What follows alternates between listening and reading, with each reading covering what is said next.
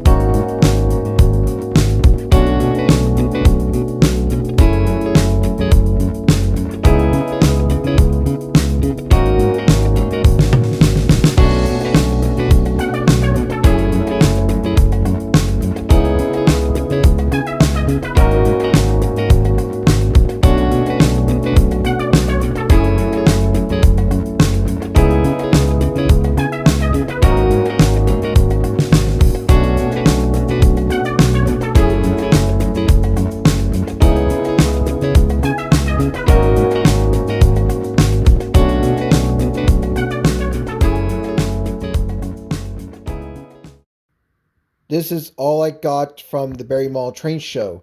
There wasn't many that variety of N scale stuff at the Barrie Mall train show. There was a lot of HO, but as I said before, I'm having issues with this HO scale layout, so it wasn't worth buying that much stuff.